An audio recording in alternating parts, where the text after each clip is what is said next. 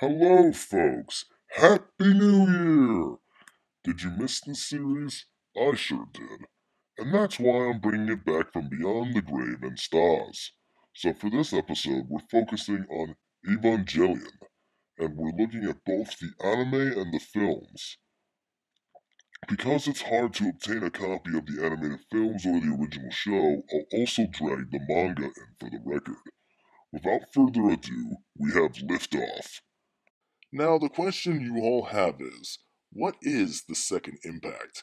The Second Impact was a global disaster that was mentioned in both the anime and manga that took place on September the 13th, 2000 AD.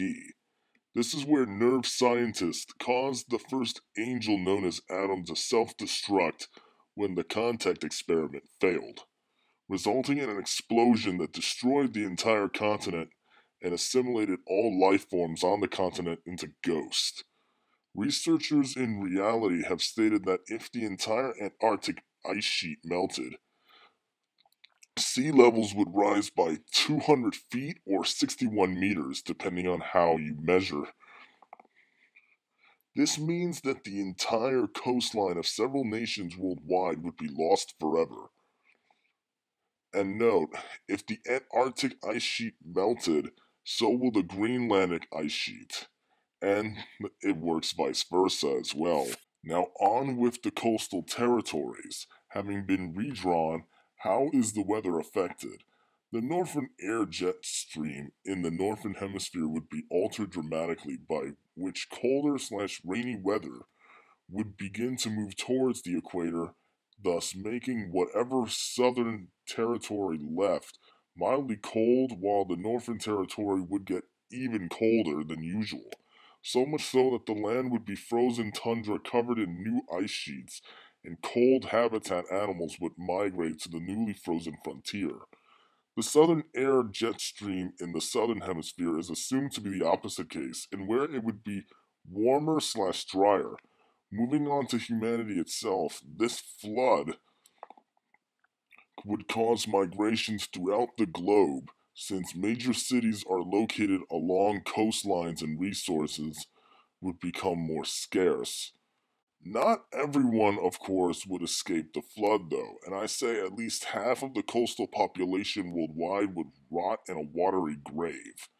The survivors would fight for the remaining land, clean water, and food, since the world governments would not be prepared for this tragedy, and even if they were, they would keep the preparations secret. So, we're looking at global anarchy here, which would cause various wars worldwide amongst the survivors. So, if Mother Nature wasn't enough of an issue to deal with, we have nuclear fallout next.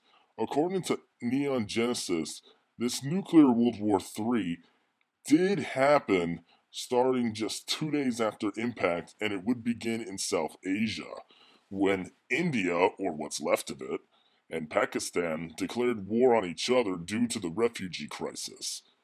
This is very likely to happen in our timeline because of the extremely large population density in India alone, and the entire country of Bangladesh being submerged in Poseidon's grasp. It isn't mentioned if any other nation was dragged into the conflict by real-world standards. I would say there were alliances involved. China looks like it would be neutral because of it being on good terms with both sides and for taking massive damage from the flood.